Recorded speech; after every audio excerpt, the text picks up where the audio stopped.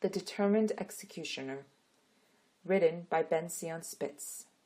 Narrated by Jennifer Kahen. Pinchas the priest stood in a puddle of blood. He disliked the stickiness of the liquid between the toes of his sandaled feet. It had a different texture than the blood of animal sacrifices. 3 Midianite foot soldiers jumped at him from behind the piled corpses of their brethren. In one fluid motion, Pinchas cut the neck of 2 assailants and stabbed the 3rd in the stomach. Pinchas was mindful not to get blood on the holy ark 5 feet away. "Have we found them?" Pinchas called to Caleb across the carcass-strewn battlefield. He was thankful that all the victims were Midianite. "Yes, all 5 kings have been found and executed," Caleb called back. His sword dripped blood over his red-stained robe. His grim smile grew wider as he impaled a Midianite sneaking behind him. "What about Bilaam? He is the most dangerous. He cannot be allowed to escape," Pinchas said. "There are reports of an old black-robed sorcerer skulking around. I've heard nothing further." "The kings are dead. The kings are dead. The kings are dead," the remaining Midianites repeated throughout the battlefield. The few surviving Midianites fled. Freed from combat, Pinchas scanned the horizon for signs of Bilaam. Low-lying gray clouds absorbed the rays of the afternoon sun. In the distance, he saw a shadowy figure jumping from corpse to corpse, avoiding contact with Israelite soldiers. Pinchas ran, sword in hand, jumping over the dead Midianites to intercept the man. The man was Bilaam. Bilaam froze, sensing the priest's approach. Pinchas ran faster, leaping over mounds of dead. The satchel slung over his shoulder bounced lightly against his right hip. A scabbard bounced on his left.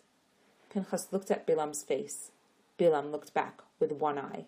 The other eye was covered with a golden patch. Bilaam held a tall staff in one hand. A sword was strapped to his back. Bilaam muttered a few words and levitated 10 feet above the corpses. "Your sword is not long enough, priest," Bilaam called down to Pinchas. "My reach is much longer." Bilaam pointed his staff at Pinchas. "I don't need a sword to kill you, cursed one." Pinchas grabbed a fist-sized stone and hurled it at Bilaam. The stone hit Bilaam squarely on the forehead. Bilaam twirled backwards in the air. After a full revolution, he faced Pinchas again, unmarked. "It will take much more than an earthly force to hurt me, little priest. I will not be as easy to dispatch as the Midianites. They were useful puppets, but I shall find other nations to do my bidding and then destroy you Hebrews. All your plans will come to nothing, evil one. I will put an end to them today." "You are a pitiful, laughable creature, Pinchas. You do not realize who you are up against." "So why are you afraid?" Pinchas closed his eyes, clenched his fist, and intoned a few words with a powerful tune. He rose 10 feet into the air and reached Bilaam's level, just 2 sword lengths away. Bilaam's eyes and mouth opened wide. Bilaam turned his back and flew higher. Pinchas pursued. Bilaam reached a low-lying gray cloud and disappeared from sight. Pinchas backed away from the cloud to get a wider view. "You cannot reach what you cannot see, Hebrew." Bilaam's dissipated voice emerged from the cloud. "Give up the chase. Do you know what power you are opposing?" "You villains always think you are more powerful," Pinchas spoke to the cloud. "You only more destructive. You delude yourself with dreams of power, but in the end it is ephemeral, like a cloud." Pinchas blew lightly. The cloud moved away and then disintegrated. There was no one there. "Young fool! You have some talent, but you don't have my centuries of experience. Join me. I can teach you a thing or two." "What could you teach me?" "I possess the secrets of eternal life, of indestructibility, of divination. I'm still working on turning lead to gold, but I'm close. Just a few more decades and I think I'll get it. Does your Moses know any of these? Leave that charlatan and join the real men of power. His days are numbered anyway." "One day with Moses is more valuable than a lifetime of whatever you might teach," Pinchas spoke to the clouds. "Perhaps. But from up here, I have a wonderful view of all his people. I think this may be a good time. I should be able to get all of them with one curse." Pinchas inserted his sword into the scabbard, took out a gold-plated headband from his satchel, and tied it to his forehead. God's name was inscribed on the golden headband. The rays from the setting sun reflected off the golden headband and lit up the surrounding clouds. The clouds burst outward. "Ah!" Bilaam yelled as he fell from the sky. Pinchas flew quickly behind him. Bilaam crashed into the ground, forming a man-sized crater. Dust flew up around him. Pinchas landed softly at the edge of the crater. Bilaam jumped high out of the crater and kicked Pinchas in the face, knocking Pinchas to the ground. The golden headband clattered off his forehead. Bilaam reached for the headband. As he wrapped his hand over the headband, his sins skizzled and smoked. Bilaam let go of the headband, his palm charred with a broad band of burnt skin. "Not so indestructible after all," Pinchas noted as he got back on his feet, picking up the headband and retying it to his forehead.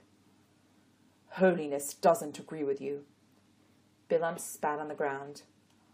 "I think we have different definitions of holiness. All the more reason for you to die."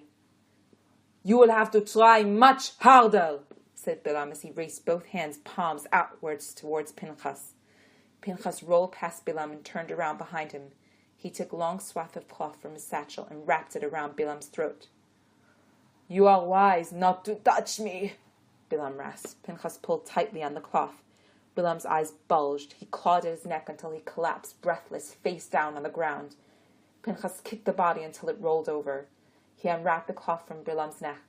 A ring of dark red covered Bilaam's neck. Pinchas took a coil of rope out of his satchel and bound Bilaam. He then removed a large bronze ladle from his satchel. It was filled with lead. Pinchas gestured at the lead. Slowly, it heated up until the molten metal glowed in the ladle. Suddenly, Bilaam coughed, opened his eyes, and said, "I told you I wouldn't be so easy to..." Pinchas poured the molten lead down Bilaam's throat. He screamed, clutching his neck. Bilaam writhed and coughed up pieces of solid lead. "No gold?" Pinchas asked. Pinchas lifted several boulders and dropped them on the bound Bilaam until only his neck and head were uncovered. "I cannot be killed," Bilaam wheezed. "I am immortal, indestructible." "You said that already." Pinchas removed his sword and sharpened the edge with a whetstone.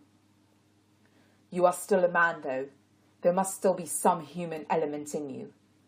Pinchas placed his foot on Bilaam's neck. "I know you are an extremely powerful sorcerer, and there are probably much of the dark arts you could teach, if you were so inclined.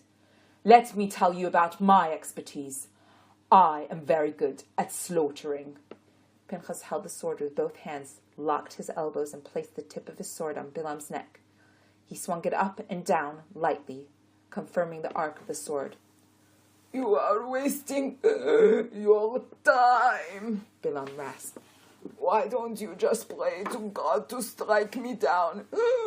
Why are you resorting to the crude sword?" "You are not worthy of God's attention. I will kill you as I would an animal." "You will fail." "Since I was a young man, I've been slaughtering animals. I've learned to slaughter them quickly, efficiently, and with minimal fuss. True, you are more difficult, but now I have worked on the inside and the outside of your neck. Perhaps now we will succeed." Pinchas raised his sword and brought it down with a mighty stroke. "Ah!" Bilaam groaned. A thin sliver of red on Bilaam's neck was all Pinchas got for his effort. "See?"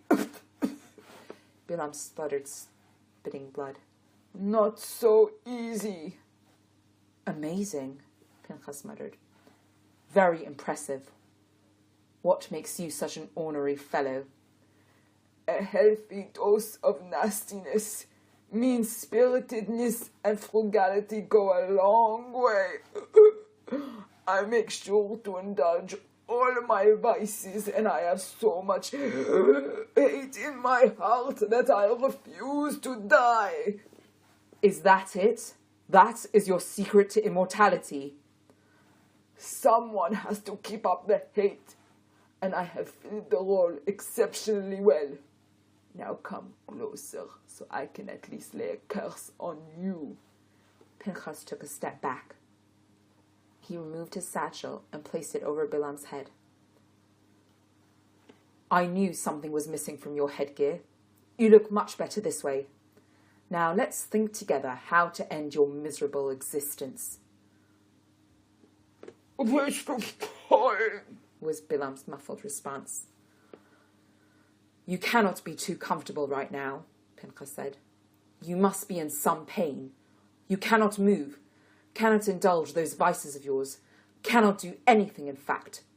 What sort of existence is that? Someone will come for me. We can prevent that. No one will know you are here. You will have disappeared from the world, with no trace and no memory. It will be as if you died, but you will suffer eternal anguish, pain, and misery thanks to your immortality. That is actually a fitting punishment. I shall make the arrangements. Pinchas walked away. You are cruel, Bilaam called from under the satchel. You accuse me of evil, yet this punishment is most horrific. How can you bury me alive? How can you leave me to eternal suffering? Don't you preach morality and goodness? Aren't you a priest, the grandson of the great Aaron? How can you do such a thing? I would rather die. Pinchas ran back to Bilaam's sword, still outstretched, and stood above Bilaam. He brought it down vigorously onto Bilaam's neck. Bilaam's head rolled away and fell into a ditch. Your wish is granted, Pinchas replied. This has been The Determined Executioner, written by Ben-Tzion Spitz, narrated by Jennifer Kahen.